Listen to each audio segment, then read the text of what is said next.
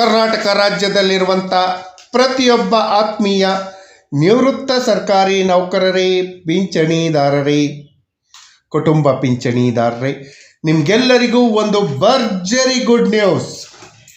ನೀವು ಯಾವ ಆತಂಕದಲ್ಲಿದ್ರಿ, ಈ ಎಲ್ಲ ಆತಂಕಗಳನ್ನು ನಿವಾರಣೆ ಮಾಡುವಂಥ ಭರ್ಜರಿ ಗುಡ್ ನ್ಯೂಸ್.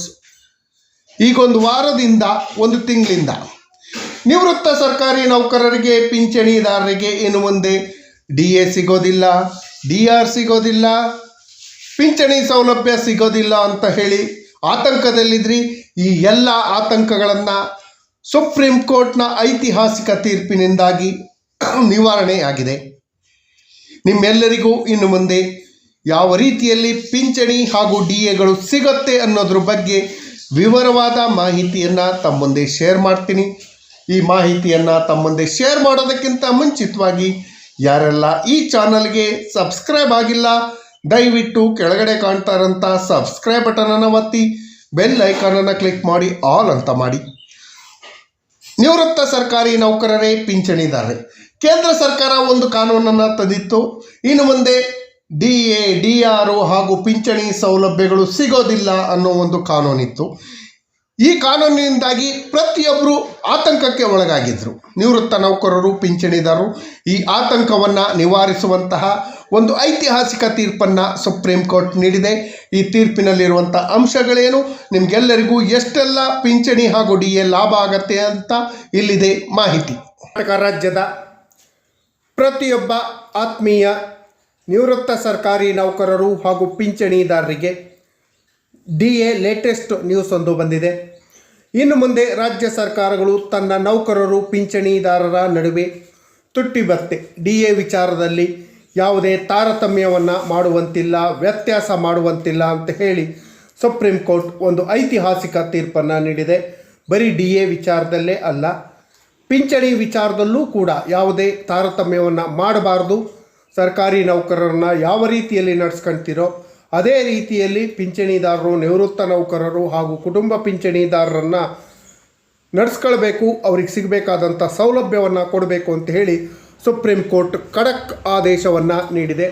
ತುಟ್ಟಿ ಭತ್ಯೆಗಳ ಜೊತೆ ತುಟ್ಟಿ ಪರಿಹಾರದ ಬಗ್ಗೆ ಕೂಡ ಪ್ರಸ್ತಾಪ ಮಾಡಿರುವಂತಹ ಸುಪ್ರೀಂ ಕೋರ್ಟ್ ಗೌರವಾನ್ವಿತ ನ್ಯಾಯಾಧೀಶರಾದ ಮನೋಜ್ ಮಿಶ್ರಾ ಹಾಗೂ ನ್ಯಾಯಮೂರ್ತಿ ಪ್ರಸನ್ನ B ಹೊರಳೆ ರವರಿದ್ದ ವಿಭಾಗೀಯ ಪೀಠದಿಂದ ಈ ಮಹತ್ವದ ತೀರ್ಪು ಬಂದಿದೆ.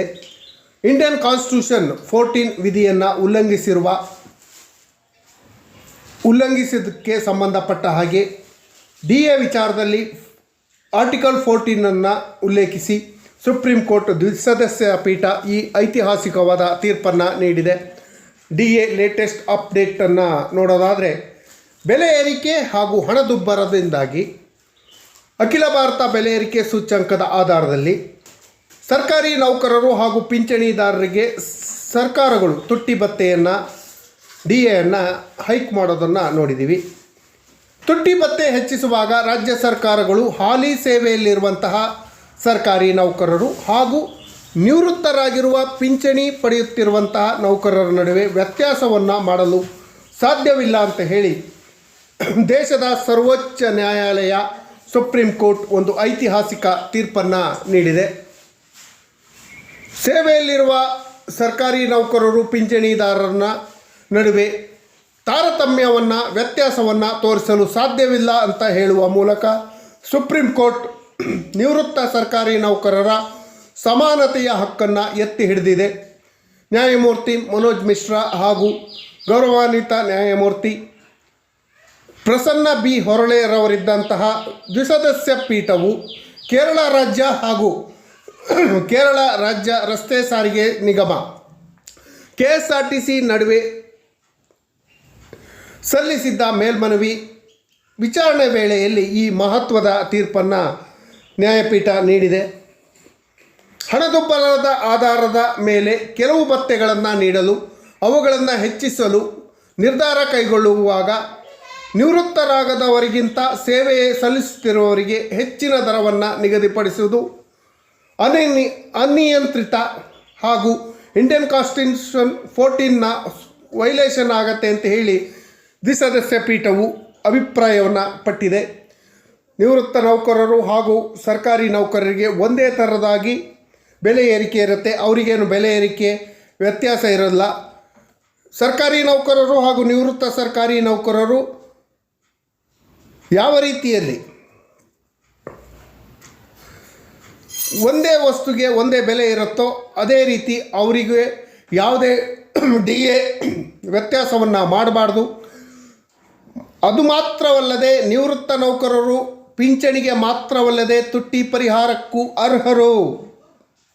ಇದನ್ನು ನೆನ್ಪಿಟ್ಕೊಳ್ಳಿ. ಮೊನ್ನೆ ಒಂದು ಕೇಂದ್ರ ಸರ್ಕಾರ ಆದೇಶವನ್ನು ಮಾಡಿತ್ತು.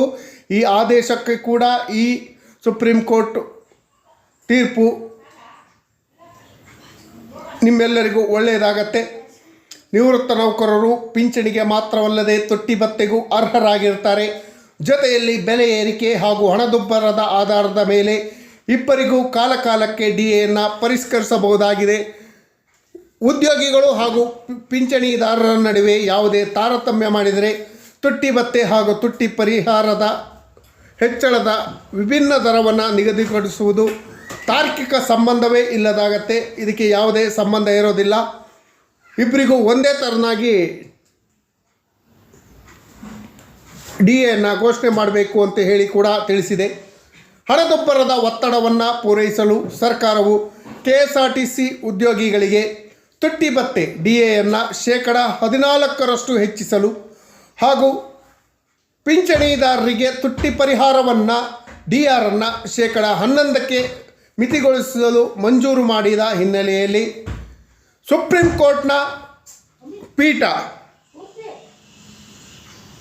ಈ ಬಗ್ಗೆ ತೀರ್ಪನ್ನು ನೀಡಿದೆ. ಇದೀಗ ಹಾಲಿ ನೌಕರರು ಹಾಗೂ ಪಿಂಚಣಿದಾರರ ನಡುವೆ ಯಾವುದೇ ತುಟ್ಟಿ ಭತ್ಯೆ ವಿಷಯದಲ್ಲಿ ವ್ಯತ್ಯಾಸ ಮಾಡುವಂತಿಲ್ಲ ಅಂತ ಹೇಳಿ ಸುಪ್ರೀಂ ಕೋರ್ಟ್ KSRTC ಸಲ್ಲಿಸಿದ ಮೇಲ್ಮನವಿಯನ್ನು ರದ್ದುಗೊಳಿಸಿ ಆದೇಶವನ್ನು ಮಾಡಿದೆ. ಸ್ನೇಹಿತರೆ, ಇದರಿಂದ ರಾಜ್ಯ ಸರ್ಕಾರಿ ನೌಕರರು ಪಿಂಚಣಿದಾರರಿಗೆ ಏನು ಉಪಯೋಗ ಅಂತಲೂ ಕೇಳ್ಬೋದು. 2 ಉಪಯೋಗ ಅಂತೂ ಖಂಡಿತವಾಗಿದೆ. ಒಂದು, ಏನು ಕೇಂದ್ರ ಸರ್ಕಾರ 2025ನೇ ಸಾಲಿನಲ್ಲಿ ಮುಂದಿನ ವೇತನ ಆಯೋಗ ಹಾಗೂ ಡಿ ಎಗಳನ್ನು ನಿವೃತ್ತ ನೌಕರರು ಹಾಗೂ ಪಿಂಚಣಿದಾರರಿಗೆ ಸಿಗೋದಿಲ್ಲ ಅಂತ ಹೇಳಿ ಏನು ಹೊಸ ಕಾನೂನು ತರಕ್ಕೆ ಹೊರಟಿದೆ, ಆ ಕಾನೂನಿಗೆ ಪರಿಹಾರ ಸಿಗತ್ತೆ. ಆ ಕಾನೂನು ಮಾನ್ಯ ಆಗೋದಿಲ್ಲ. ಸುಪ್ರೀಂ ಕೋರ್ಟ್ ಆದೇಶದಂತೆ ಆರ್ಟಿಕಲ್ 14ನ ವೈಲೇಷನ್ ಆಗತ್ತೆ. ಹಾಗಾಗಿ ಆ ಕಾನೂನು ಜುಡಿಷಿಯಲಿ ಸ್ಕೂಟ್ನಿಗೆ ಹೋದಾಗ ಆ ಕಾನೂನು ಬಿದ್ದೋಗತ್ತೆ. ನಿವೃತ್ತ ನೌಕರರು, ಪಿಂಚಣಿದಾರರು ಹಾಗೂ ಕುಟುಂಬ ಪಿಂಚಣಿದಾರರಿಗೆ ನ್ಯಾಯಯುತವಾಗಿ ಸಿಗಬೇಕಾದಂತಹ ಪರಿಹಾರ ಸಿಗತ್ತೆ. ಡಿ ಎ ಹಾಗೂ ಪಿಂಚಣಿ ಸೌಲಭ್ಯಗಳು ಸಿಗತ್ತೆ. ಅದರ ಜೊತೆಯಲ್ಲಿ ಮತ್ತೊಂದು ಉಪಯೋಗ ಏನು ಅಂದರೆ, ರಾಜ್ಯ ಸರ್ಕಾರ ಹಾಗೂ ಕೇಂದ್ರ ಸರ್ಕಾರಿ ನೌಕರರ ನಡುವೆ ಏನು ಡಿ ಎ ವ್ಯತ್ಯಾಸಗಳಿದೆ, ಕೇಂದ್ರ ಸರ್ಕಾರ ಕೊಡುವಂಥ 3% ಡಿ ಎ ಅಥವಾ 4% ಡಿ ಎಗೆ ರಾಜ್ಯ ಸರ್ಕಾರ 7th ಪೇ ಕಮಿಷನ್ನ ರೆಕಮೆಂಡೇಷನ್ ಆಧಾರದಲ್ಲಿ ಏನು ಇದುವರೆಗೆ ನೌಕರರಿಗೆ ಮೋಸ ಮಾಡ್ತಾ ಇತ್ತು, ಕೇಂದ್ರ ಸರ್ಕಾರ ಕೊಟ್ಟಂಥ 1% ಡಿ ಎಗೆ 0.722% ಕೊಡೋದು ಅಂತ ಹೇಳಿ ಲಾಸ್ಟ್ ಇಯರೇ ನೋಡ್ಬೋದು ನೀವು. ಲಾಸ್ಟು ಜುಲೈಯಿಂದ ಡಿಸೆಂಬರ್ವರೆಗಿನ ಡಿ ಎ ಕೇಂದ್ರ ಸರ್ಕಾರಿ ನೌಕರರಿಗೆ 3% ಕೊಟ್ಟರೆ ರಾಜ್ಯ ಸರ್ಕಾರ ನಮಗೆ 2% ಕೊಡ್ತು. ಏನು ರಾಜ್ಯ ಸರ್ಕಾರಿ ನೌಕರರಿಗೆ 1 kg ಅಕ್ಕಿ 60 ರೂಪಾಯಿ, ಕೇಂದ್ರ ಸರ್ಕಾರಿ ನೌಕರರಿಗೆ 40 ರೂಪಾಯಿ ಸಿಗತ್ತಾ? ಈ ವ್ಯತ್ಯಾಸ ಯಾಕೆ ಮಾಡಬೇಕು? ಎಲ್ಲರಿಗೂ ಬೆಲೆ ಏರಿಕೆ ಒಂದೇ ಅಲ್ವಾ? ಒಂದೇ ದೇಶದಲ್ಲಿ ಒಂದೇ ರೀತಿ ಬೆಲೆ ಇರುತ್ತೆ. ತರಕಾರಿ ಬೆಲೆಗಳಿರ್ಬೋದು, ಅಗತ್ಯ ವಸ್ತುಗಳ ಬೆಲೆ ಇರ್ಬೋದು.